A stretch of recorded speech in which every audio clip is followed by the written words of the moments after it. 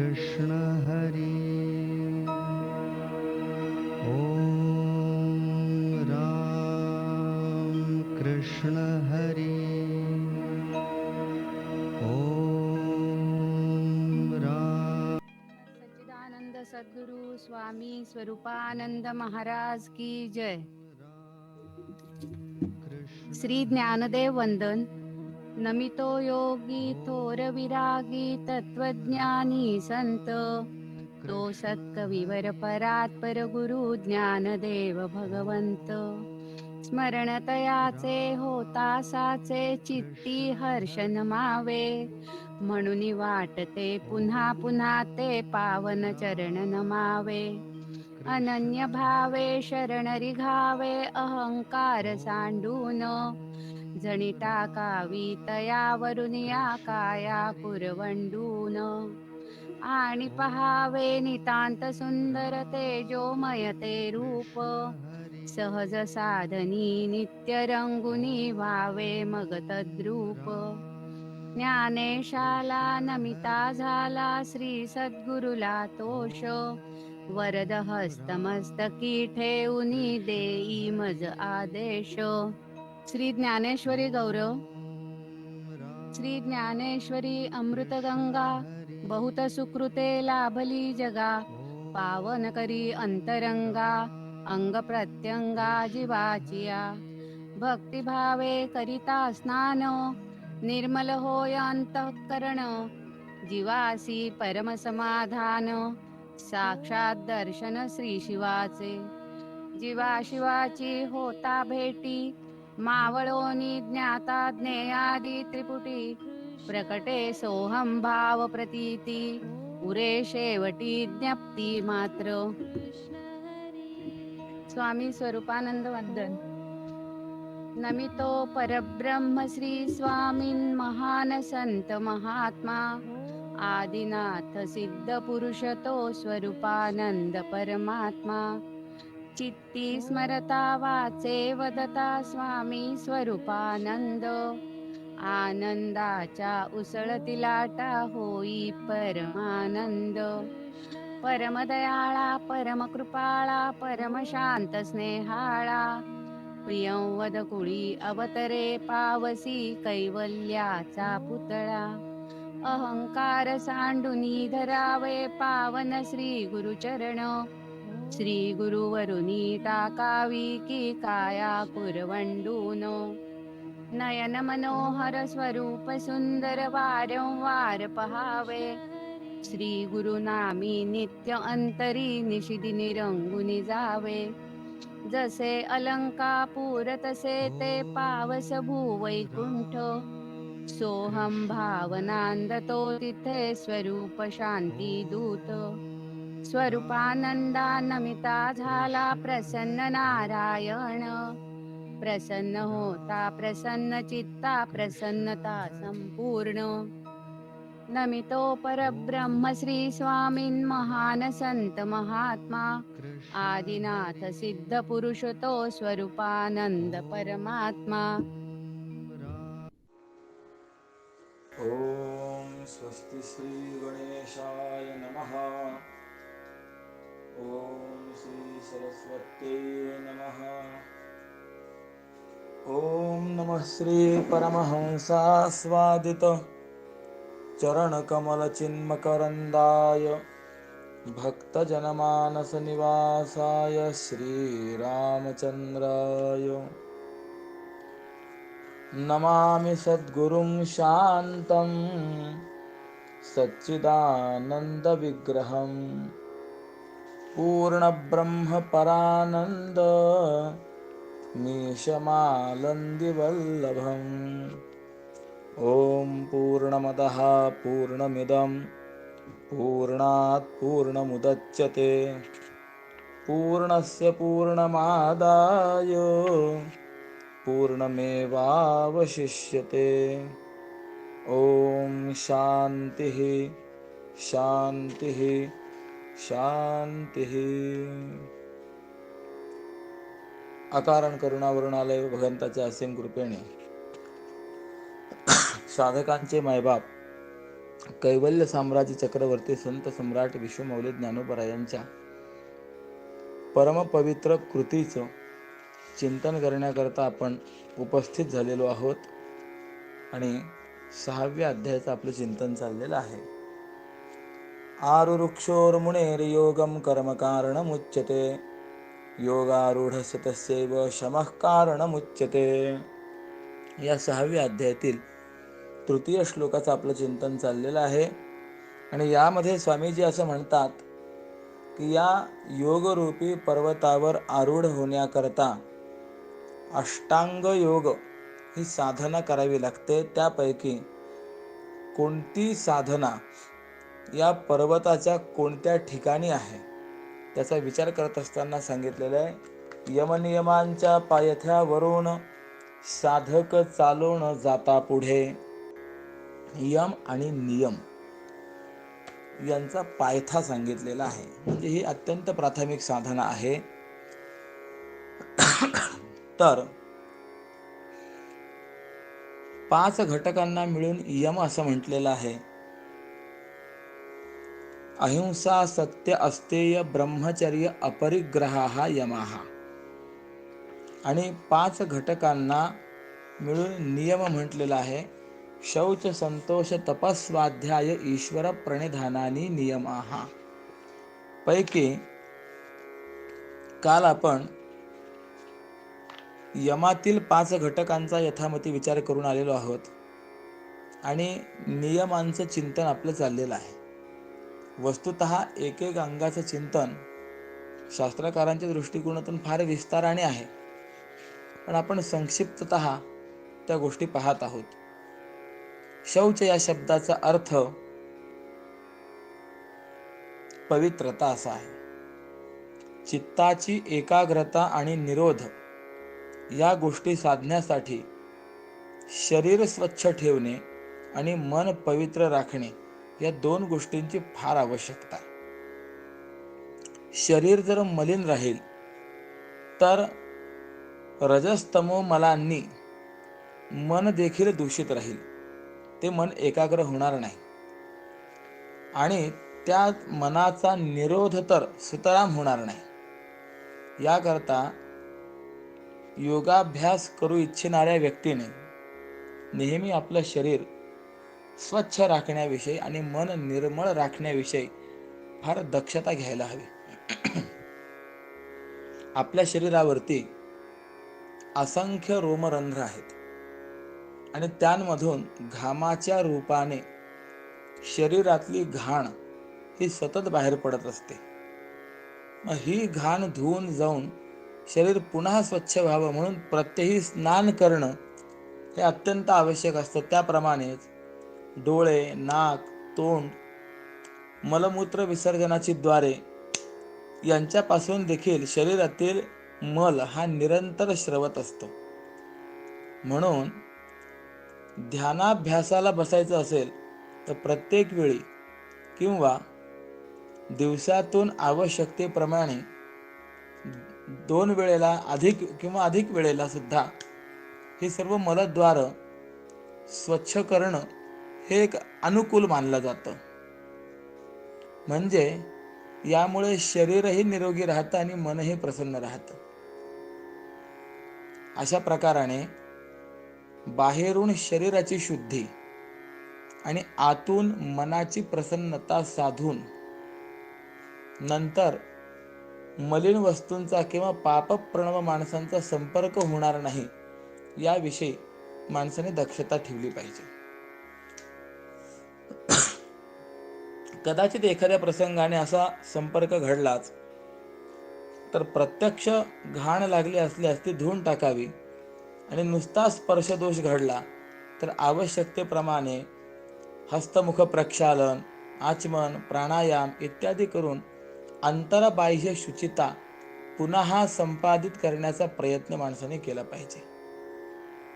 पण अशी शुचिता राखण्यामध्ये तारतम्य बुद्धीचा उपयोग हा अवश्य केला पाहिजे, नाहीतर तो एक छंदिष्टपणा किंवा भ्रांतिष्टपणा सुद्धा होऊ शकतो.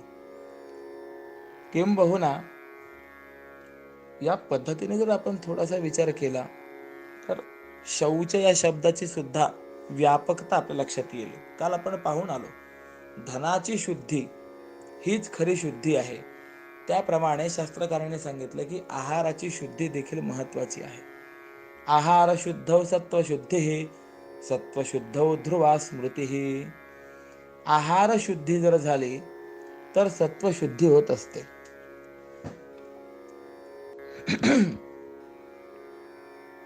कारण आहार हा चित्त उपादान भूत सांगितलेला आहे. काय आहे? उपनिषदांनी चिंतन केलंय. भक्षितमन्नम त्रेधा विभजते. आपण भक्षण केलेलं अन्न याचा 3 प्रकाराने विभाग होतो. पैकी भक्षित अन्नाचा जो स्थूल परिणाम असतो त्यापासून विष्ठा निर्माण होते.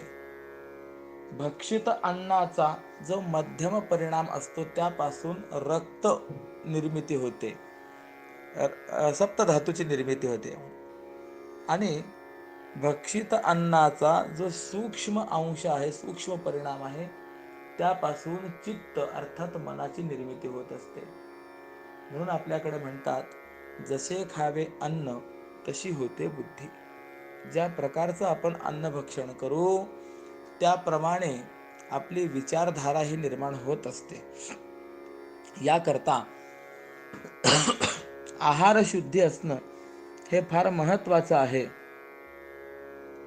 आणि कालही आपण पाहून आलेलो आहोत की आहार शब्दाचा अर्थ फक्त मुखाने जे आपण भक्षण करतो तोच नव्हे, तर शब्द हा कानांचा आहार आहे, गंध हा नाकाचा आहार आहे, रूप हा डोळ्यांचा आहार आहे, स्पर्श हा त्वचेचा आहार आहे. म्हणजे जी पंच ज्ञानेंद्रिय आहे त्या इंद्रियांकडनं जे जे ग्रहण केलं जातं, ज्या ज्या विषयांचा स्वीकार होतो ते ते सर्व विषय त्या त्या इंद्रियाचे आहारच आहेत.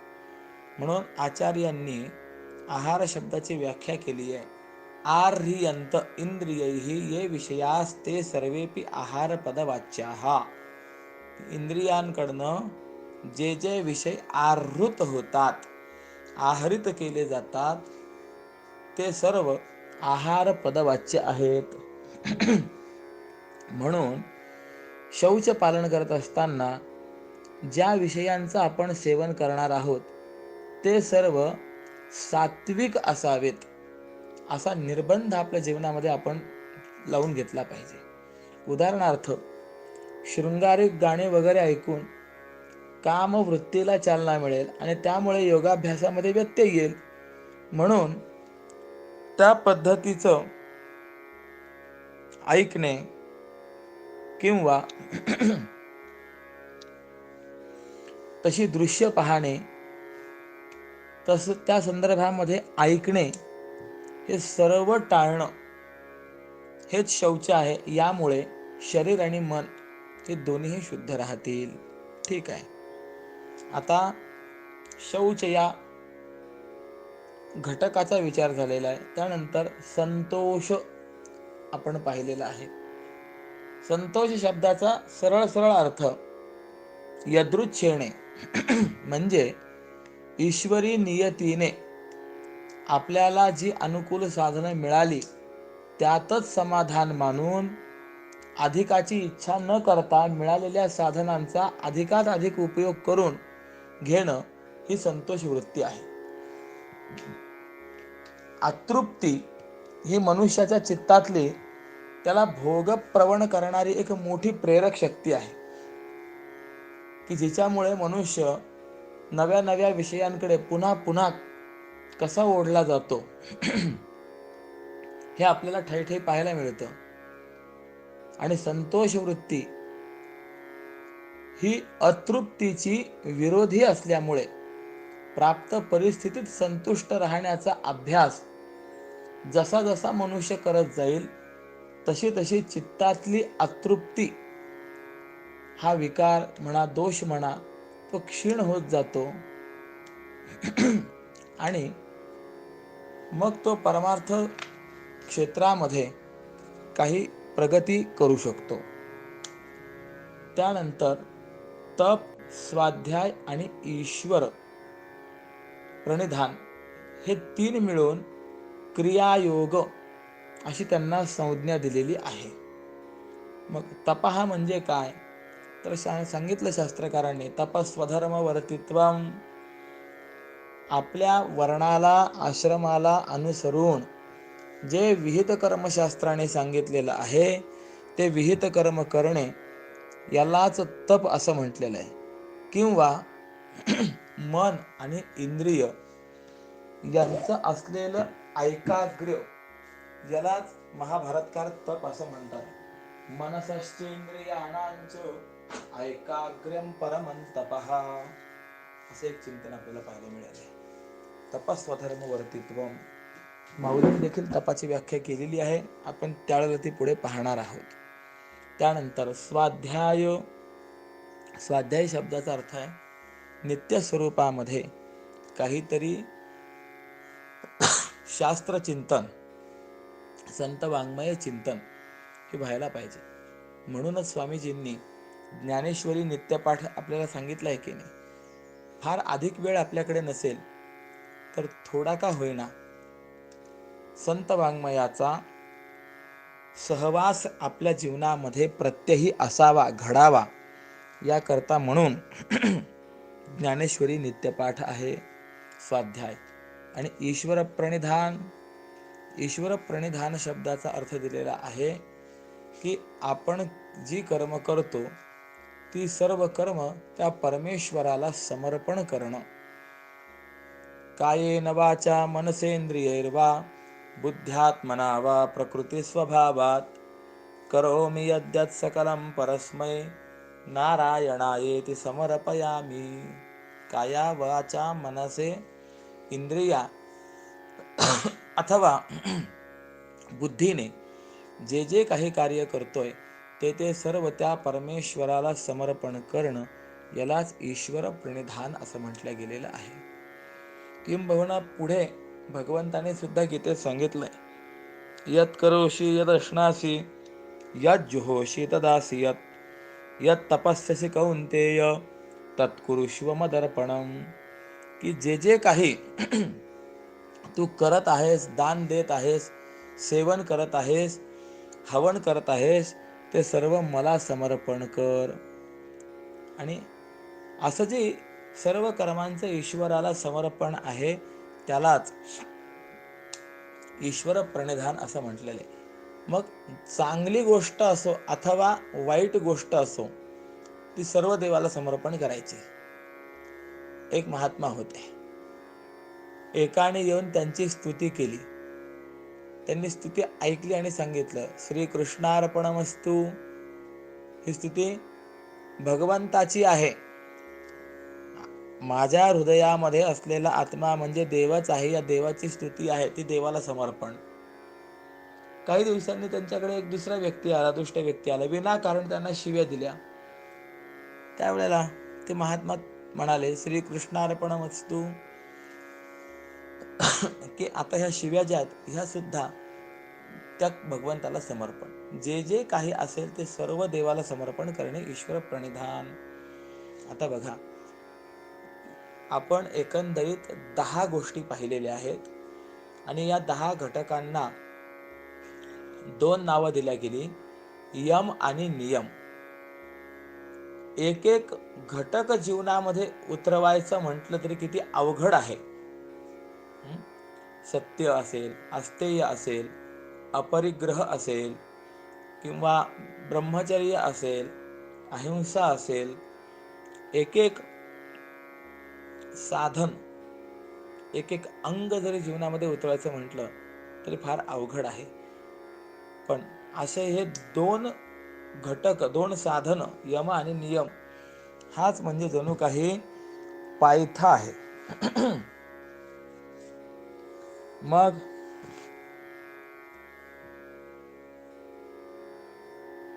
यानंतर यम नियम पुढे आसन. अष्टांग योगामध्ये आसन सांगितलेलं आहे. मग आसन रूपी पाऊल वाट सांगतात. आपण पर्वतांनी वगैरे जर गेलो, डोंगर राईत गेलो तर त्या ठिकाणी मोठा रस्ता नसतो, तर पाऊल वाट असते. तर आसन हे अंग म्हणजेच पाऊलवाट आहे ज्या मार्गातली.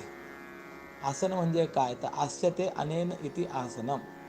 परमात्म स्वरूपाच्या ठिकाणी ज्याच्या माध्यमातून आत्मस्थिती साध्य करता येते त्याला आसन असं म्हणतात. आसनाचं लक्षण काय आहे? स्थिर सुखम आसनम, जे स्थैर्य प्रदान करणार आहे आणि सुख प्रदान करणार आहे. म्हणजे जप ध्यान पूजा वगैरे करताना नेमकी कशा पद्धतीची बैठक असावी, तर यामध्ये असा काही विशिष्ट निर्बंध नाही. प्राय आपण म्हणतो मांडी घालून बसावं, परंतु असं नाही. बैठक या शब्दाचा अर्थ, आसन या शब्दाचा अर्थ असा दिलेला आहे की ज्या बैठकीमध्ये तुम्हाला दीर्घकाळपर्यंत बसता येईल आणि दीर्घकाळ बसत असताना तुमच्या अंतःकरणाला स्थैर्य प्राप्त होईल आणि सुखकारकताही असेल, ते तुमच्याकरता असलेलं आसन आहे. म्हणून वासुदेवानंद सरस्वती टेंबे स्वामी महाराज हे वज्रासनात बसायचे. असे अनेक महात्मा आहेत की त्यांची बसण्याची पद्धती ही वेगवेगळी आहे. काय आसनं किती, तर या संदर्भामध्ये शास्त्रकारांनी असं चिंतन केलेलं आहे, यावंती जीवकोटयः तावंती आसनानी. म्हणजे जेवढ्या जीवकोटी आहेत, जेवढ्या योनी आहेत, तेवढे आसनं आहेत. 84 लक्ष योनी आहेत, 84 लक्ष आसनं आहेत. यात काय झालं, वरचे सगळे शून्य काढून टाकले आणि आपण 84 आसनं असं म्हटलेलं आहे. तर प्रत्येकाचे आपले यापूर्वी अनंत जन्म होऊन गेलेले आहेत. किती झाला फेरा गणित नाही जी दातारा, असं तुकोबराय बोललेले आहेत. की किती यावेळेला फेरा होऊन गेलेला आहे सांगता येत नाही. किंबहुना एकतर चिंतन असं आहे की एकदा कुत्रा झाला तर नंतर लगेच दुसरा जन्म हा दुसऱ्या योनीमध्ये प्राप्त होतो असं नाही. एक एक योनी कोटी कोटी फेरे, एकेका योनीमध्ये कोटी कोटी वेळेला यावं लागतं, जावं लागतं आणि त्यानंतर कुठे मनुष्य जन्म प्राप्त होत असतो. शुभैः प्राप्नोति देवत्वम अशुभैर नारकीं गतिम शुभाशुभाभ्याम कर्मभ्याम मानुष्यम लभते वशः. म्हणजे शुभ कर्म जर असेल तर त्यांनी उच्च गती अर्थात स्वर्गाधिक लोकांची प्राप्ती होते, देवत्व प्राप्त होतं. अशुभ कर्म जर असेल, पाप जर असेल तर त्याने नारकीय गती प्राप्ती होते, म्हणजे स्थान विशेष नरक प्राप्त होतो. भागवताच्या पंचम स्कंधामध्ये 28 प्रकारच्या नरकांचं वर्णन केलेलं आहे आणि नंतर असं सांगितलं की असे अनेक नरक आहेत. त्या नरकांचं वर्णन तिथे प्रत्यक्षात वाचण्यासारखं आहे. मग त्या ठिकाणी आपल्याला जावं लागणं याला स्थान विशेष नरक असं म्हटलेलं आहे. परंतु अशुभ योनीमध्ये आपल्याला जावं लागणं याला योनी विशेष नरक म्हणतात. डुकराच्या जन्माला जावं लागलं, कुत्र्याच्या जन्माला जावं लागलं, मग यांची जी काही राहण्याची ठिकाणं आहेत ही काय फार चांगली ठिकाणं आहेत काय? म्हणून ही योनी म्हणजे असलेला योनी विशेष नरक सांगितलेला आहे. मग अशा मनुष्य इतर ज्या योनी आहेत त्यांच्यामध्ये ज्या वेळेला जन्म होतो तर कोटी कोटी फेरे, एका योनीमध्ये कोटी कोटी वेळेला फेरा होतो. आणि त्याच्यानंतर ज्या वेळेला पाप आणि पुण्य हे दोन्ही समान होतं त्यावेळेला मनुष्य देह प्राप्त होतो. आता कोणी असं म्हणेल की जसा इतर योनीमध्ये एक एक कोटी वेळेला जन्म प्राप्त होतो तसा मनुष्य देहातही कोटी वेळेला आम्हाला जन्म प्राप्त होईल, तर उत्तर देतात नाही. मनुष्य जन्म हा फक्त एकच वेळेला मिळतो. म्हणून तुकोबरायांनी असं म्हटलंय, पावलो हा देह काकताली न्याये न घडे ते उपाव घडवाले. एक आंधळ्याच्या टाळीमध्ये कावळा सापडावा हे जसं अघटित घटलं त्याप्रमाणे आम्हाला हा देह प्राप्त झाला, तो काकताली न्यायाने प्राप्त झाला. असो, मला सांगण्याचा उद्देश माझा चाललेला आहे की मनुष्य देहात आपण आलो, परंतु मागे प्रत्येक योनीमध्ये आपण कैक वेळेला जे फिरलेलो आहोत, तर त्याचे संस्कार, जे त्या जन्मातले त्या बैठकीतले ते संस्कार आपल्या ठिकाणी असल्यामुळे प्रत्येकाच्या ठिकाणी भिन्न भिन्न प्रकृती आपल्याला पाहायला मिळते. मग त्या संस्कारांपैकी जे संस्कार अधिक दृढ असतील, त्याप्रमाणे त्या साधकाला त्या योनीतल्या बैठकीप्रमाणे या मनुष्य योनीतही बैठक योग्य वाटते, किंवा ती स्थैर्यता प्रदान करणारी आणि सुखकारक साध्य अशी दिसते. उदाहरणार्थ बघा, काही जण असे आहेत की त्यांना खुर्चीवर बसलेलं स्थिरकारक आणि सुखकारक वाटतं. 4-4, 5-5 तास देखील खुर्चीवर बसू शकतात. परंतु काही जण असे आहेत ज्यांना मांडी घालण्याची सवय लागलेली असते, किंवा काय, ते खुर्चीत जरी बसले तरी मांडी घालतील. काही जण पालथी मांडी घालून तास 2-2 तास बसतील. काही जण वज्रासनामध्ये तास 2-2 तास बसतील. म्हणजे प्रत्येकाची बैठक वेगवेगळी आहे की नाही. तर आसन शब्दाचा अर्थच दिलेला आहे, जी बैठक तुम्हाला अंतःकरणाला स्थैर्य देणारी आणि शरीराला सुखकारक असेल, ते तुमच्याकरता असलेलं आसन आहे.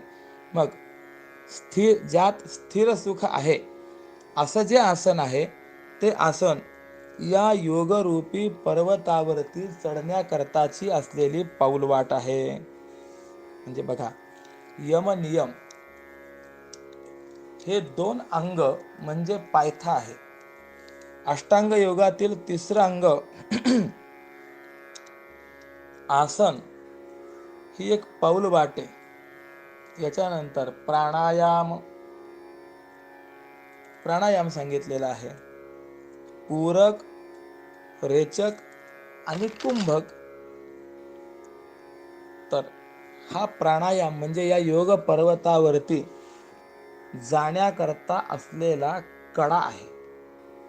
या कड्याने जो वर चढून येतो, काय आहे, आपण पर्वत जर चढलो असेल तर मग आपल्याला ते लक्षात येतं. पर्वतांचे अनेक कडे असे आहेत की ज्या ठिकाणावरनं कदाचित जर तोल गेला तर मृत्यूच आहे. त्याप्रमाणे स्वामीजी सांगतात, येई चढवनिया प्राणायाम घाट, जो का ऐल काठ योगाद्रीचा. म्हणजे जो प्राणायाम रूपी घाट चढून येतो, हा प्राणायाम रूपी घाट कसा आहे, तर योगाद्रीचा म्हणजे योगरूपी पर्वताचा ऐल काठ अलीकडची बाजू आहे, सुरुवात आहे. यानंतर प्रत्याहार रूप बहु निसरडा लागे अर्धकडा मग पुढे. यानंतर योगशास्त्रामध्ये 5वं अंग दिलेलं आहे, प्रत्याहार. प्रत्याहार म्हणजे काय, तर श्रोत्र आदी इंद्रियांना शब्दादी विषयांपासून हरण करणं, यालाच प्रत्याहार असं म्हटलेलं आहे.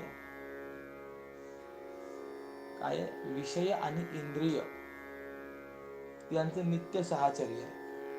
पण ज्या वेळेला आपण इंद्रियांपासून या विषयांना दूर करण्याचा प्रयत्न करतो, त्यावेळेला युगांत होय असं म्हटलेलं आहे. फार मोठं दुःख होतं. ते दुःख पचवणं म्हणजे प्रत्याहार करणं आहे. आणि हा प्रत्याहार म्हणजे जो आहे, तर अर्धकडा बहु निसरडा, ह्या 2 गोष्टी फार महत्वाच्या आहेत. की भिंतीसारखा हा उभा कडा लागतो. कड्यामध्ये 2 प्रकार. एक असा कडा असतो की ज्यावरनं सरळ सरळ माणसाला चालता येतं, फक्त तो एकदम काठाला असतो. त्यामुळे जर खाली पाहिलं तर तिथे भोवळ वगैरे येऊन पडण्याची संभावना. परंतु काही कडे असे असतात की ते नीट उभे कडे असतात आणि या उभ्या कड्यावरनं वर चढणं किंवा खाली उतरणं हे अत्यंत जोखमीचं. तर प्रत्याहाराचा भिंतीसारखा उभा कडा लागतो. हा कडा असा आहे की बुद्धीच्या पायालाही निसरडा म्हणजे घसरवून टाकणारा असतो. ज्या ठिकाणी हा प्रत्याहाराचा कडा चढून जाण्याच्या मार्गाला लागलेले हठयोगी सुद्धा योग पर्वताच्या माथ्यावर चढून जाण्याची प्रतिज्ञा टाकून देतात. इतका अवघड आहे या शब्दादी विषयांना श्रोत्रादी इंद्रियांपासून बाजूला करणं इतकं अवघड आहे की मोठे मोठे हठयोगी हे सुद्धा इथपर्यंत येऊन थांबतात, थकतात, दमतात, त्यांचं धैर्य खचतं आणि ते सांगतात की नाही, मी जी प्रतिज्ञा केली होती की योग पर्वताच्या मी मस्तकी जाईन, नको ती प्रतिज्ञा, चला वापस, म्हणून ती सुद्धा प्रतिज्ञा टाकून देतात. तरी अभ्यासाचे निबळे प्रत्याहारी निराळे, नखी लागेल ढाळे ढाळे वैराग्याची. म्हणजे याविषयी स्वामीजींनी फार सुंदर विचार मांडला. जेथे बुद्धीचेही ठरती ना पाय, जेथे चळे धैर्य बहुतांचे. जिथे बुद्धीचेही पाय थांबत नाहीत, अनेकांचं धैर्य समाप्त होतं आणि हठयोगी सुद्धा आपली प्रतिज्ञा सोडून जिथून माघारी वळतात, अशा प्रत्याहाराच्या ठिकाणी, म्हणजे असा प्रत्याहार अवघड आहे, परंतु आत्मस्वरूपाच्या ठिकाणी पुन्हा पुन्हा चित्त स्थिर करण्याच्या अभ्यासाच्या बळाने प्रत्याहाराच्या या अधांतरी असलेल्या कड्याला आत्मानात्म विचारापासून निर्माण झालेल्या दृष्ट आणि श्रुत भोगांविषयीच्या वैराग्याची नख असलेली घोरपड हळूच चिकटते. वैराग्याची नखी रोवोनिया तेथे हळूहळू नेटे चढू लागे. आणि हिचा आधार प्राप्त झाल्यानंतर, म्हणजे याप्रमाणे प्राण आणि अपानाच्या पठारावर येत असताना नासिकाग्रादी देशांच्या ठिकाणी चित्त स्थिर करणाऱ्या धारणेच्या विस्तीर्ण भूमीवरनं मार्ग क्रमण करत असताना ज्या अवस्थेत ध्येयाशी चित्त समरस होते, अशा स्वरूपाच्या ध्यानाचं शिखर त्यावेळेला सापडतं. म्हणजे प्राणायाम, प्रत्याहार नंतर 6वं अंग आहे धारणा आणि 7वं अंग आहे ध्यान. मग काय होतं,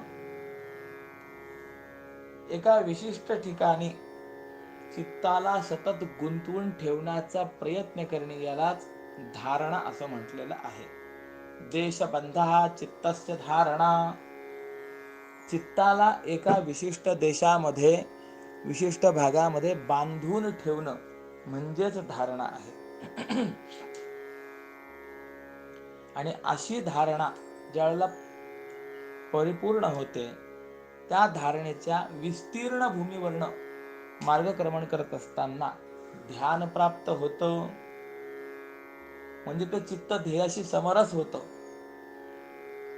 आणि मग ध्यानाचं शिखर सापडतं. ध्यान म्हणजे काय? तत्र प्रत्ययैकतानता ध्यानम. प्रत्यय शब्दाचा अर्थ जे आपलं लक्ष आहे, जो विषय आहे, त्या विषयाशीच चित्त एकरूप होणे. चित्ताला सजातीय विजातीय अन्य कोणताही प्रवाह प्राप्त न होता, त्यांचं व्यवधान प्राप्त न होता, केवळ त्या ध्येयाशीच एकरूप राहणं, संतत तैरधारा प्रत्ययवत ध्येयाच्या ठिकाणी अखंडाकार वृत्ती राहणं, यालाच ध्यान असं म्हटलेलं आहे. मग त्यावेळेला ध्यानाचं शिखर सापडतं आणि ध्यानाचं शिखर सापडलं की मग मार्गाची त्या सरोनिया धाव, पुरे जेथे हाव प्रवृत्तीची, साध्य साधनाचे दृढ आलिंगन, जेथे पडे पूर्ण साम्य रसे.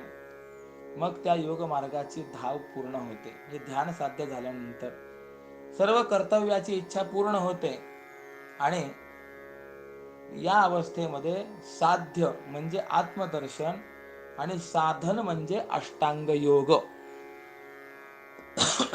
यांच्यामध्ये ऐक्याने आलिंगन होते. बघा, साध्य साधनांशी दृढ आलिंगन, जिथे पडे पूर्ण सामरस्य असं म्हणजे म्हटलेलं आहे. तर इथे साध्य शब्दाचा अर्थ आत्मदर्शन आहे, आत्मसाक्षात्कार आहे आणि साधन शब्दाचा अर्थ अष्टांग योग असा केलेला आहे.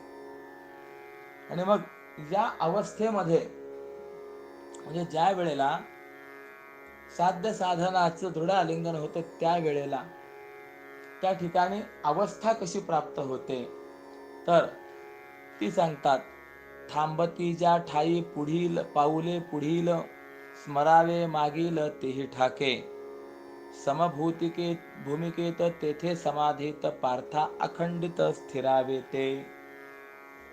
या अवस्थेमध्ये भावी काळातील कर्तव्याचा विस्तार बंद पडतो आणि भूतकाळामध्ये घडलेल्या कर्तव्याचं स्मरणही बंद पडतं किंवा स्मरण ठेवणं बंद पडतं. अशा वृत्तीच्या समान भूमिकेवर समाधी स्थिर होते.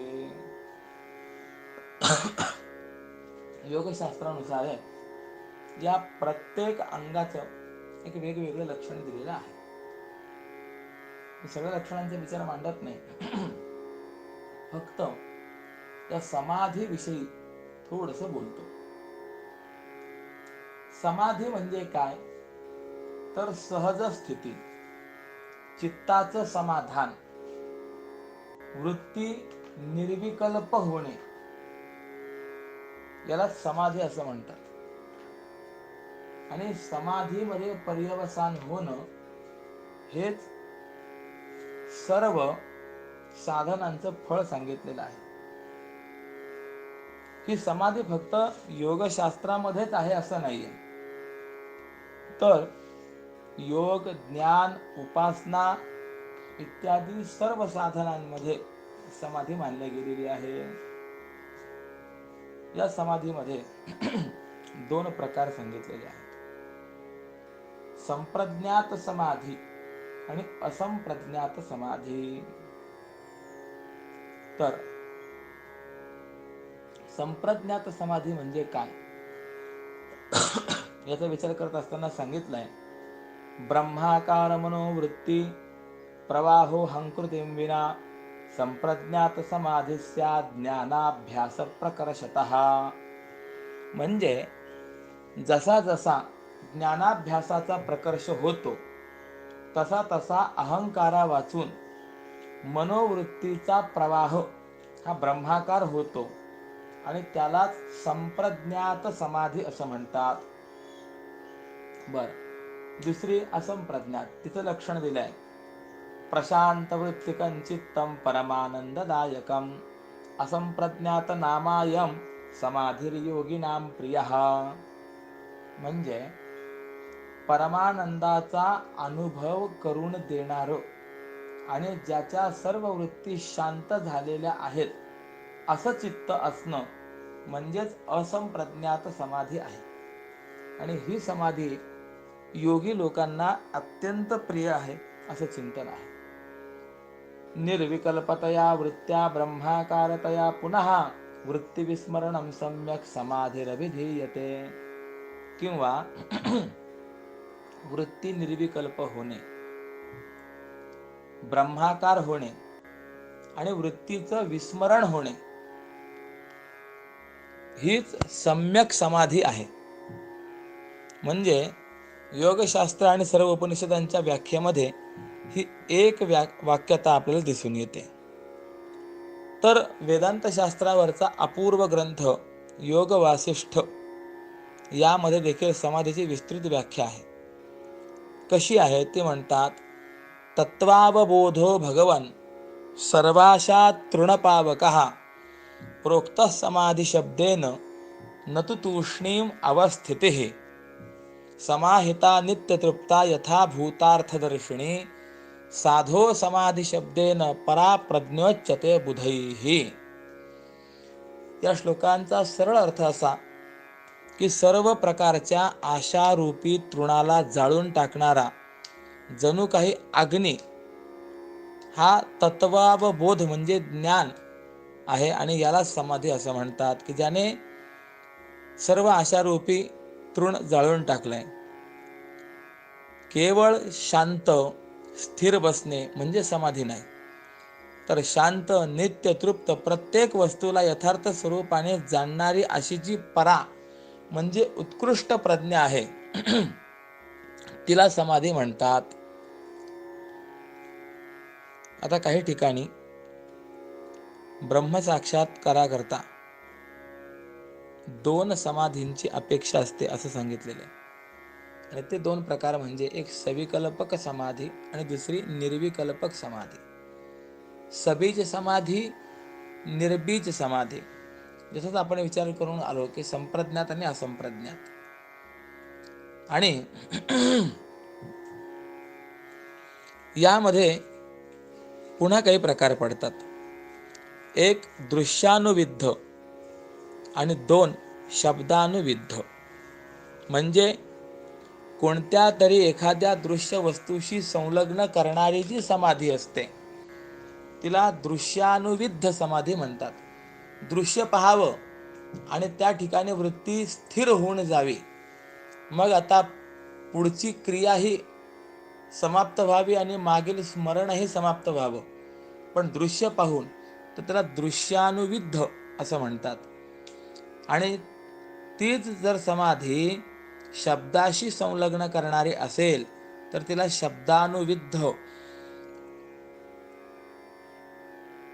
समाधी असं म्हणतात. आणि या प्रकाराने सविकल्पक समाधी जी आहे ही दृश्यानुविद्ध आणि शब्दानुविद्ध अशी 2 प्रकारची झाली. आणि एक निर्विकल्प समाधी म्हणजे आता किती प्रकार झाले? 3 प्रकार एकूण झाले. दृश्यानुविद्ध सविकल्पक, शब्दानुविद्ध सविकल्पक आणि एक निर्विकल्पक. पण या तिन्ही समाधींचे पुन्हा आंतर आणि बाह्य भेदाने 2-2 प्रकार घडतात.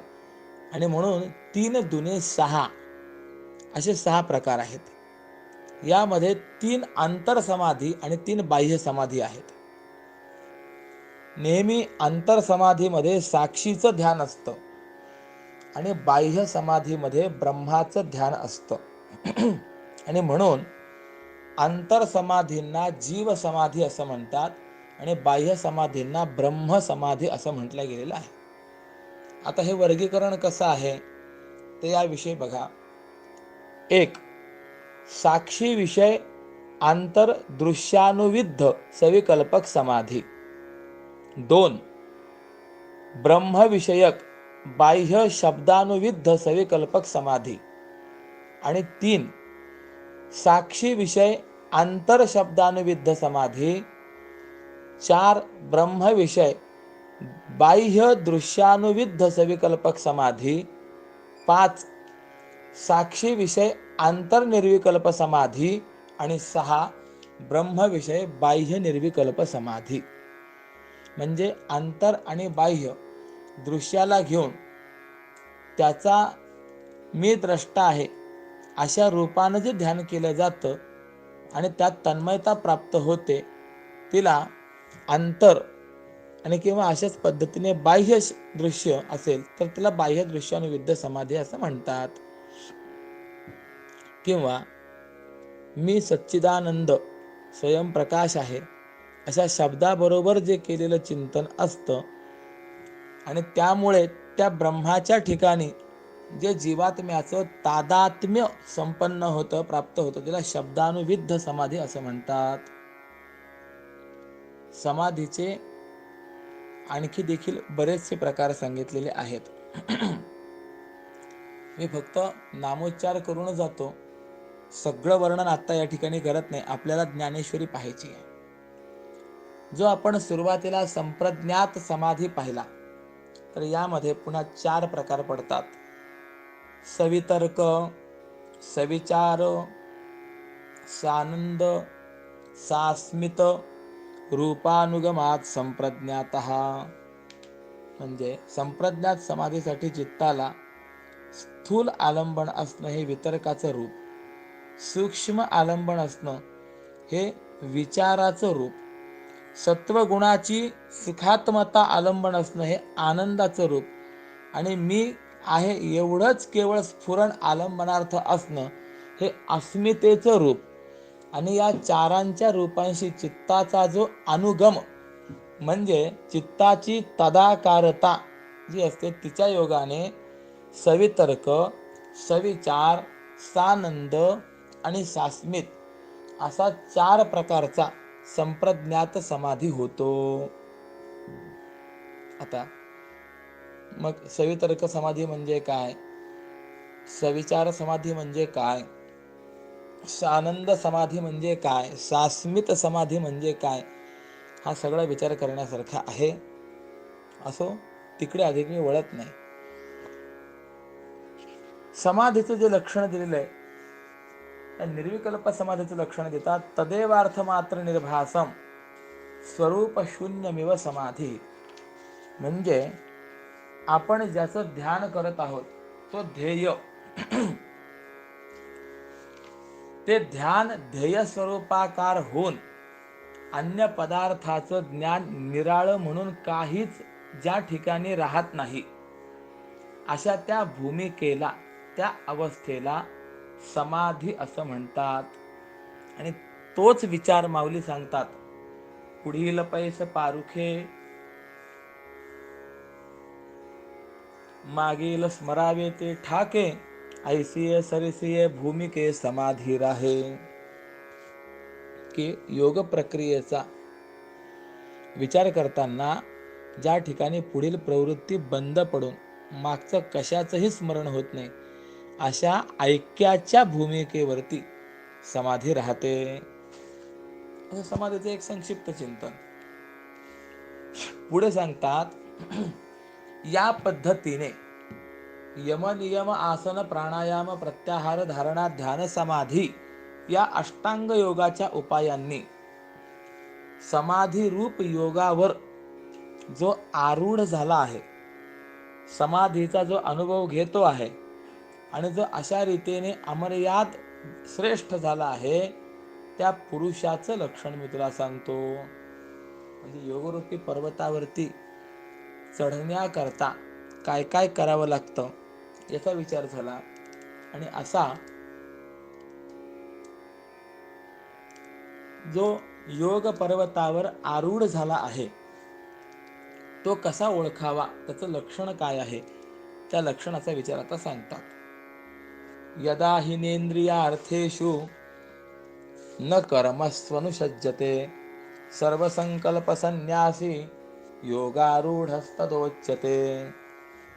म्हणजे जेव्हा हा योगी इंद्रियांच्या विषयात आणि कर्मात आसक्त होत नाही आणि सर्व संकल्पांचा त्याग करतो, त्यावेळेला त्याला योगारूढ असं म्हटलेलं आहे.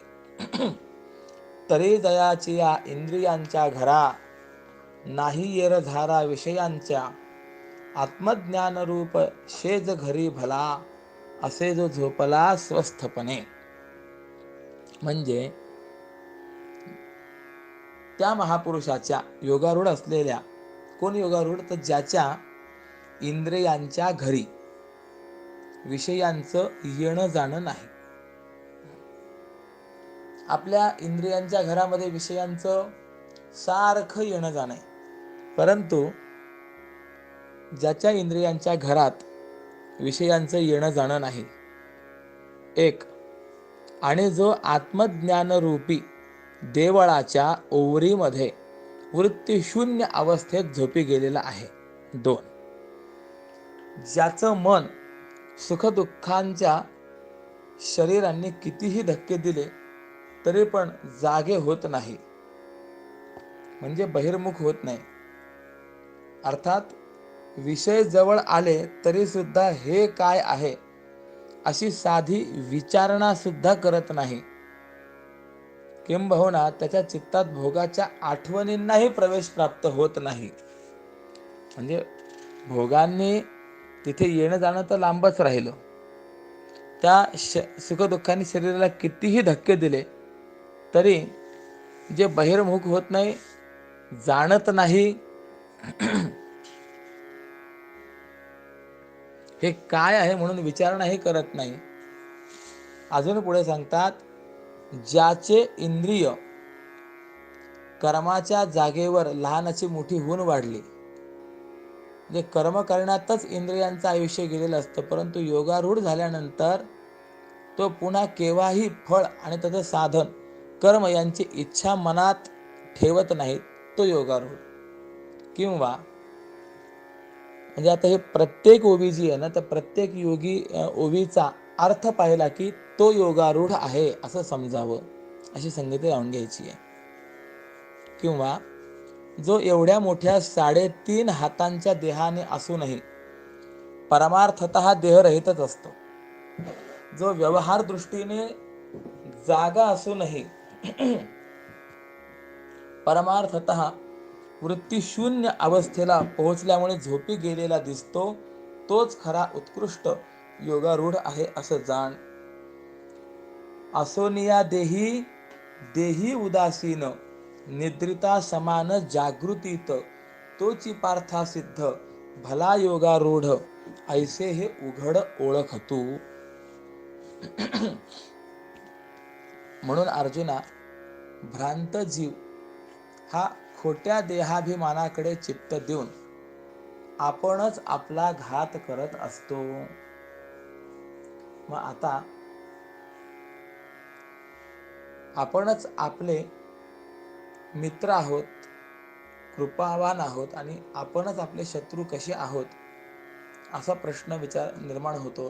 त्या संबंधामध्ये पुढे सांगतात, बंधुरात्मात्मनस्तस्य येनात्मैवात्मना जितः अनात्मनस्तु शत्रुत्वे वर्तेतात्मैव शत्रुवत्.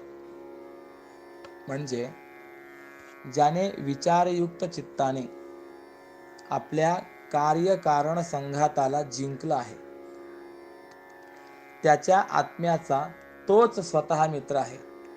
आणि ज्याने हे जिंकलं नाही, त्याचं शत्रुत्व करण्यामध्ये त्याचा आत्माच शत्रूप्रमाणे वर्तत असतो. विचारयुक्त चित्ताने कार्यकारण संघाताला जिंकलं की तो आत्म्याचा मित्र, आणि जिंकता नाही आलं तर ते शत्रुत्व केल्यासारखंच आहे. म्हणून पुढे सांगतात, हा विचारोनी अहंकार सांडिजे, मग असतीच वस्तू होईजे, तरी आपली स्वस्ती सहजे आपण केली. स्वामीजी म्हणतात, करोनी विचार सोडावी अहंता,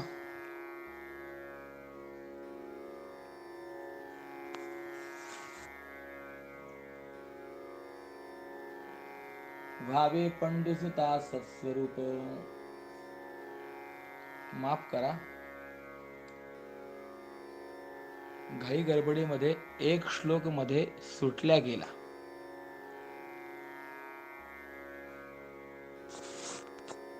योगारूढाचं लक्षण सांगितलं आणि शेवटची ओवी वेगळी आहे.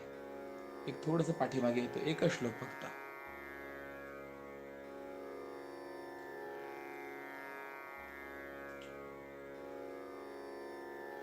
जो देहात असूनही परमार्थता देहरहित आहे, व्यवहार दृष्टीने जागा असूनही परमार्थता वृत्तीशून्य अवस्थेला प्राप्त झालेला आहे, म्हणजे झोपी गेलेला दिसतो, तोच खरा योगारूढ आहे असं ओळख, असं भगवान अर्जुनाला बोलले. मग त्यावेळेला अर्जुन म्हणाला की देवा, ही लक्षणं ऐकत असताना मला फार आश्चर्य वाटतं. मग एवढी मोठी योग्यता त्या योगारूढाला कुणी दिली असते ते सांग. मग यावेळी इथे म्हणतात उद्धरेत आत्मना आत्मानं नात्मानम अवसादयेत आत्मैव ह्यात्मनो बंधुरात्मैव रिपुरात्मनः. म्हणजे विवेकयुक्त चित्ताने संसार समुद्रात बुडालेल्या जीवाला वर काढावं, आत्म्याला अधोगतीला नेऊ नये. असं केलं तर आपणच आपले मित्र आहोत आणि असं न केलं तर आपणच आपले शत्रू आहोत. अर्जुनाने जो प्रश्न विचारला त्या प्रश्नावरती उत्तर म्हणून भगवान म्हणाले, तव हासून या म्हणे नारायण काय विलक्षण बोलणे हे, पार्था पाहे येथे अद्वैताच्या ठाई द्यावे तरी काही कुणी कोणा. भगवान श्रीकृष्ण हसून म्हणाले, अरे तुझं हे बोलणं फार चमत्कारिक आहे. म्हणजे या अद्वैत स्थितीमध्ये कुणाकडून कुणाला काय देणं घडेल. परंतु भ्रमाच्या शय्येवर बलवान अशा अविद्येच्या योगाने म्हणजे अज्ञानामुळे जीव जेव्हा झोपी जातो, देहाला स्वतःचं स्वरूप समजून स्वतःच्या वास्तव स्वरूपाचं जीवाला ज्या वेळेला अज्ञान असतं त्याच वेळी हा जन्म मरणांचं वाईट स्वप्न भोगत असतो. आणि नंतर गुरुकृपेने स्वरूपाविषयी एकदम ज्या वेळेला जागृती येते त्यावेळेला ते पूर्वीचं स्वप्न मिथ्या आहे असं त्याला सर्व काळ यथार्थ ज्ञान उपलब्ध होतं आणि ते ज्ञान देखील आपल्याच ठिकाणी आपल्याला होतं. म्हणून अर्जुना, हा भ्रांत जीव जो आहे हा खोट्या देहाभिमानाकडे चित्त देऊन आपणच आपला घात करत असतो. म्हणून या मिथ्या देहाभिमानाते साच ऐसे चित्ते मानून या, आपुला आपण जीव कैसा पाही करून या घेई घात येथे. की देहाभिमान धारण करून किंवा देहालाच खरं मानून हा जीव स्वतःचा घात कसा करून घेतो बघ. आणि आता तो श्लोक आलेला आहे, बंधुरात्मात्मनस्तस्य येनात्वैमात्मना जितः अनात्मनस्तु शत्रुत्वे वर्तेतात्मैव शत्रुवत्. म्हणजे ज्याने विचारयुक्त चित्ताने आपल्या कार्यकारण संघाताला जिंकलाय त्याच्या आत्म्याचा तोच स्वतः मित्र आहे. आणि ज्याने हे जिंकलं नाही त्याचं शत्रुत्व करण्यामध्ये त्याचा आत्मा शत्रूप्रमाणे वागतो. आणि असं असल्यामुळेच देह आणि आत्मा यांचा विचार करावा आणि देहावरील अहंकार टाकून द्यावा. म्हणजे देह कसा आहे, आत्मा कसा आहे याचा आत्मानात्म विचार पहिले साधकाने करावा. जगद्गुरु शंकराचार्यांनी आपल्या ग्रंथामध्ये देह आणि आत्मा यांचा विवेक फार सुंदर रीतीने सांगितलेला आहे. आचार्य म्हणतात, आत्मा ज्ञानमय पुण्यो देहो मांसमयो शुचिः तयोरैक्यं प्रपश्यन्ति किमज्ञानमतः परम. आत्मा हा ज्ञानमय आहे तसाच पवित्र आहे. देह हा मांसमय आहे आणि अपवित्र आहे. म्हणजे दोघांचे धर्म जर आपण पाहिले तर परस्पर अत्यंत विरोधी धर्म आहेत की नाही. मग असं असताना देह आणि आत्मा या दोघांना एक मानणं यापेक्षा मोठं अज्ञान ते काय असावं. आत्मा विनिष्कलो ह्येको देहो बहुभिरावृतः तयोरैक्यं प्रपश्यन्ति किमज्ञानमतः परम. आत्मा कलारहित विनिष्कल आहे, एक आहे. कला या शब्दाचा अर्थ या ठिकाणी आवरण घ्यायचा आहे की आवरण रहित आहे, निरावरण आहे. देहो बहुभिरावृतः आणि देह हा अनेकांनी आवृत आहे. आपल्या देहाचा जर आपण विचार केला तर कातडे जे आहेत, त्वचा जी आहे ही हिने आपलं आवृत आहे की नाही. बघा वरची त्वचा आहे, त्याच्या आतली त्वचा आहे, त्याच्या आतली त्वचा आहे, असं आवरण आहे की नाही. उदाहरण सांगायचं जर असेल तर आपण कोबी ही भाजी जर आपण पाहिली तर जशी पानावर पान आहेत, किंवा कांदा जर पाहिला तर वरचं साल काढलं, वरची पाकळी काढली तर आतमध्ये यायचे. त्या आतमध्ये असलेल्या कंदावरती अनेक जशा पाकळ्यांचं आवरण आहे, त्याप्रमाणे देह हा अनेक गोष्टींनी आवृत आहे आणि आत्मा हा अनावृत आहे. मग असा या दोघांमध्ये भिन्न भेदधर्म असताना त्यांना एक पाहणं हे किती मोठे अज्ञान आहे. असे 2-3 नाही, जवळपास 10-12 श्लोक दिलेले आहेत आणि त्यातून देह आणि आत्मा यांचं पार्थक्य काय आहे, कसं आहे, यांच्यामध्ये कसा भेद आहे तो व्यक्त केलेला आहे.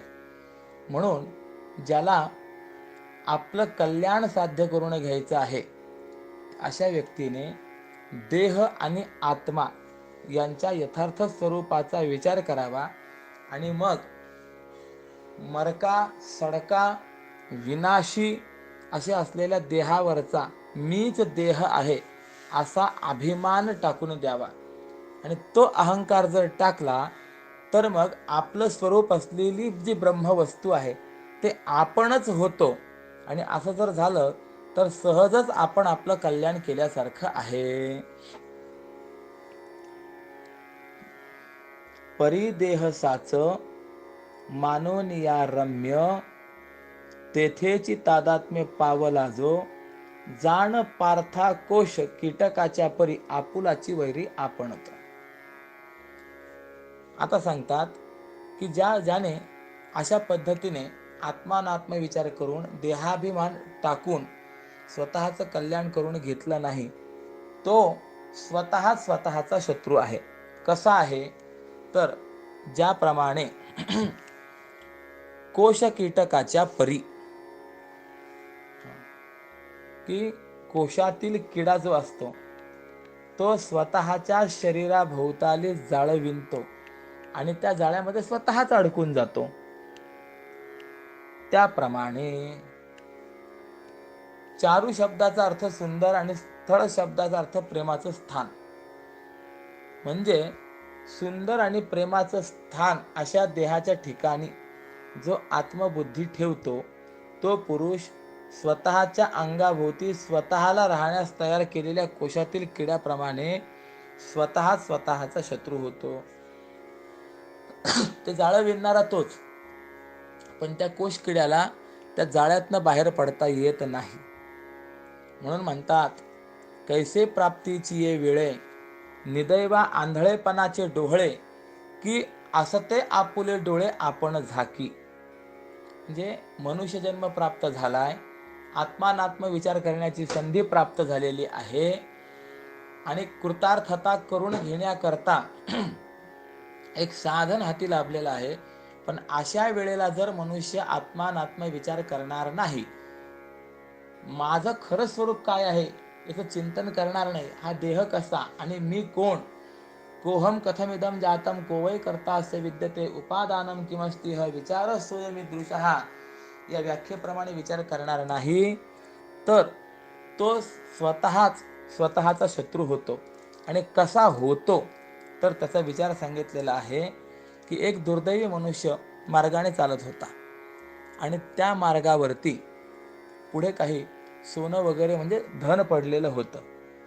आता ते धन जवळ आलं, याला धन प्राप्त होणारच अशी स्थिती आली.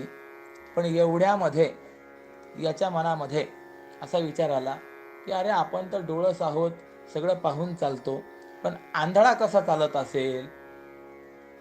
आणि असा मनात विचार आल्यामुळे तो आंधळ्यासारखं चालून पाहण्याकरता प्रवृत्त झाला.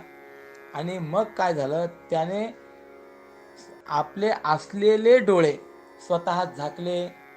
मग आता डोळे झाकून ज्यावेळेस तो चालायला लागला त्यावेळेला ते मार्गामध्ये असलेलं धन हे त्याला प्राप्त होईल का, जसं मिळणार नाही. म्हणजे अगदी मिळण्याच्या स्थितीत आलं पण याला असे डोहाळे लागले, त्यामुळे ते जसं त्याला प्राप्त होत नाही. किंवा दुसरं उदाहरण देतात, का कवण एक भ्रमलेपणे, मी तो नव्हेगा चोरलो म्हणे, ऐसा नाथिला छंद अंतःकरणे घेऊनी ठाके. म्हणजे कोणी एक मनुष्य त्याने वेडेपणाच्या भरात जो मी पूर्वी होतो तो मी आता नाही, चोरला गेलो असं जसं म्हणावं, असा खोटा ध्यास मनाने जसं घेऊन राहावं, तसं मी आत्मा नाही मी देहच आहे असा खोटा ध्यास ज्याने घेतलेला आहे तो स्वतःचा शत्रूच नव्हे काय. ही ओवी म्हणजे असलेली सुंदर एक कथाच आहे. संबंधामध्ये सांगतो की एकदा काय झालं, एका व्यक्तीचा विवाह झाला, पण ती व्यक्ती एकदम भोळसट, पण त्याला पत्नी बुद्धिमान मिळाली, हुशार मिळाली. सगळा व्यवहार ती पत्नी पाहत असे. पण एक दिवस घरामध्ये पाहुणे आले आणि स्वयंपाक करायचा होता, तेल संपलं होतं. त्यावेळेला हिने आपल्या पतीला सांगितलं, आहो ही किटली घेऊन जा आणि यामध्ये तेल घेऊन या. त्यावेळेस तो म्हणाला, अगं मी कधी बाजारात गेलेलोच नाहीये, मला लक्षात येणार नाही, मी जर हरवल्या गेलो तर काय करायचं. मग तिने विचार केला की आता याला काहीतरी पर्याय केला पाहिजे, आपल्याला तर जाता येणार नाही. म्हणून तिने काय केलं, एक काळा दोरा याच्या उजव्या पायामध्ये बांधला आणि सांगितलं, जोपर्यंत हा काळा दोरा तुमच्या पायामध्ये आहे तोपर्यंत तुम्ही सुरक्षित आहात, तुम्हाला कुणीही चोरू शकणार नाही, काळजी करू नका. मग हा किटली पैसे घेऊन निघाला. रस्त्याने जात असताना सारखा आधनं त्या आपल्या पायातल्या दोऱ्याकडे पाहत असे, पायात दोरा आहे का, आणि दिसला की तो म्हणायचा, हा मी सुरक्षित आहे, मला कुणीही चोरलेलं नाहीये. आणि गंमत अशी झाली की बाजारात गेल्यानंतर तिथे एक ठिकाणी गारुड्याचा खेळ चाललेला होता. त्याच्या भोवती अनेक जण उभे होते आणि एकदम अचानक काय झालं की त्या सापाने पळून जाण्याकरता म्हणून जी टोपलीतनं बाहेर उडी घेतली तो त्या समाजामध्ये गर्दीमध्ये शिरला. आता साप एकदम अंगावरती आल्यामुळे अनेकांची धावपळ झाली आणि त्यामध्ये काही बरेच जण पडले. हे महाशय सुद्धा त्या गर्दीमध्ये पडले आणि पाय अटकला असेल कुठे किंवा काय झालं असेल, यांच्या पायातला दोरा तुटला. आता उठल्यानंतर स्वतःला सावरलं, अंग झटकलं वगैरे, आणि पुढे जायचं तर त्या पायाकडे लक्ष गेलं आणि पायात दोरा नाही हे पाहिल्याबरोबर तो मोठमोठ्याने रडायला लागला, ओरडायला लागला. बाकीच्याने विचारलं, बाबा का रडतायत, तुम्हाला काही साप चावला काय. त्याने सांगितलं, नाही नाही अहो मी पूर्वी होतो पण आता मी चोरल्या गेलो आहे. असं त्याने ध्यास घेतला. कवण एक भ्रमलेपणे, किंवा कोणी जैसा भ्रमा माझी साच, म्हणे माझा मीच हरवलो. हे जसं आहे त्याप्रमाणे वस्तुतः म्हणजे या दृष्टांतातून मला असं सांगायचं आहे, ज्या वेळेला पायात दोरा होता त्यावेळेला तो होता आणि ज्या वेळेला पायात दोरा नाही त्यावेळेला तो नव्हता. तो चोरला गेला होता काय, नाही, दोन्ही वेळेला तो आहेच आहे. परंतु जसा पायात दोरा नाही म्हणून मी चोरल्या गेलो असा खोटा ध्यास त्यांनी घेतला, त्याप्रमाणे मी आत्मा नाही मी देहच आहे असा खोटा ध्यास ज्याने घेतलेला आहे तो स्वतःचा शत्रू आहे. येरवी होय ते तोची आहे, परी काय की जे बुद्धी तैसी नोहे, देखा स्वप्नाचे घाये की मरे साचे. म्हणजे एरवी जर आपण तसा विचार करून पाहिला तर असा वरती मी चोरल्या गेलो आहे असं म्हणणारा जो तो वेडा मनुष्य आहे, पूर्वीचा जो होता तोच आताही आहे. पण काय करावं, त्याला तशी बुद्धीच होत नाही ना. मी पूर्वी देखील सच्चिदानंद स्वरूप आत्माच होतो, आताही सच्चिदानंद स्वरूप आत्माच आहे, परंतु अशी मी सच्चिदानंद स्वरूप आत्मा आहे ही बुद्धीच होत नाही, याला काय करावं. किंवा आणखी एक उदाहरण देतात, स्वप्नातील खोट्या शस्त्राच्या घावाने जागृतीतला मनुष्य खराच मरतो का, नाही ना. मग त्याप्रमाणे खोटा देहाभिमान धारण केल्याने सर्व दुःख पाठीमागे लागतात आणि असा जो खोटा देहाभिमान धारण करणार आहे तोच आपला शत्रू आहे. याला आणखी उदाहरण देतात, टांगली नलिका उलटती फिरे, जैसी अंग भरे पोपटाच्या. ही पण एक कथाच आहे. पोपटाला धरण्याकरता तो पारधी काय करतो याचा विचार माऊली सांगतात. एक फार गंमत आहे. कधी कधी असा प्रश्न निर्माण होतो की माऊलींना किती व्यवहाराचं सूक्ष्म ज्ञान आहे. माऊली सांगतात, पारधी पोपटाला धरण्याकरता एका नळीमध्ये दोरी ओवतो आणि त्या दोरीची दोन टोकं दोन बाजूला बांधतो. मग आणि त्या दोरीच्या जवळ खाण्याकरता काहीतरी ठेवतो.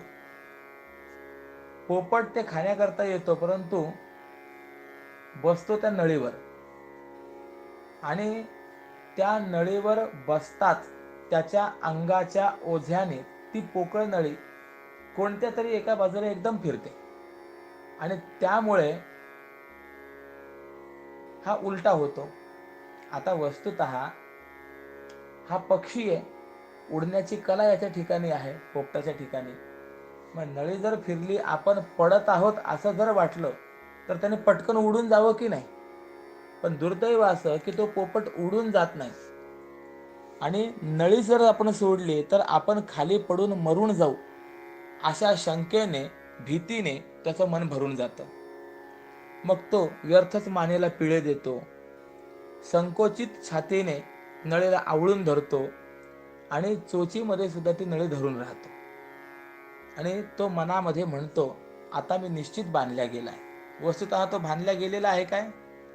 बांधल्या गेलेला नाहीये, पण तो म्हणतो की मी बांधल्या गेलोय आणि अशा भ्रामक कल्पनेच्या खोड्यामध्ये पडतो. आणि मग पायाचा चवडा हा मोकळा असूनही नळीला अधिकच बांधून ठेवतो. त्याने जर नळी सोडली तर कोणत्याही क्षणाला तो उडू शकतो ना. तो खरंच खाली पडणार आहे काय, मरणार आहे काय? परंतु नाही. मग अशा वेळेला आता मी बांधल्या गेलो आहे अशी त्याची भ्रांती असल्यामुळे त्याला जर कोणी अर्धा तोडून नेला तरी तो नळीला सोडत नाही. असा तो पोपट जसा कारणा वाचून अडकला आहे, त्या पद्धतीने हा जीवात्मा हा देखील कारणा वाचून बांधल्या गेलेला आहे. फक्त भ्रांतीने बांधल्या गेला आहे. मी आत्मा नाही, मी देह आहे, या केवळ भ्रांतीने तो बांधला गेलेला आहे. बघा, वस्तुतः त्या पोपटाला दुसऱ्याने कोणी बांधला आहे काय? नाही. तर पोपटाने स्वतःच बांधून घेतलेले. आपला आपण बांधविला गळा, आपुली आपण करा सोडवण, अशी स्थिती आहे. म्हणून आपण पया आपणची रिपू, जेने वाढविला हा संकल्पू, येर स्वयंबुद्धी म्हणे बापू, जो नाथिले निघे. म्हणून या उदाहरणाच्या प्रमाणे ज्याने मी देह आहे किंवा मी देहातच राहणारा परिच्छिन्न करता भोगता आहे असा भ्रम वाढवला, तो आपणच आपला शत्रू आहे असं जगतपिता भगवान श्रीकृष्ण म्हणाले आहेत. आणि अर्जुना, या भ्रांता वाचून दुसरा जो स्वतःच्या स्वरूपाचा विचार करणारा आहे तो या खोट्या देहादिकांचा अभिमान धारण करत नाही. म्हणून संकल्प जेने वाढविला वैरी, तो आपुला आपणची, देव म्हणे तुझा तोची आत्मज्ञानी, की तो मिथ्या मानी देहा लागी. देहाभिमान ज्याने सोडलेला आहे तो कृतार्थतेला प्राप्त होतो आणि देहाभिमान ज्याने धारण केलेला आहे तो या सुखदुःखाच्या जन्ममरणाच्या भोवऱ्यामध्ये पुन्हा पडत राहतो. आणि देहाभिमान धारण करणारा हाच स्वतःचा शत्रू आहे. इथपर्यंतचा विचार भगवंतांनी मांडलेला आहे. 6व्या श्लोकांचं चिंतन झालंय.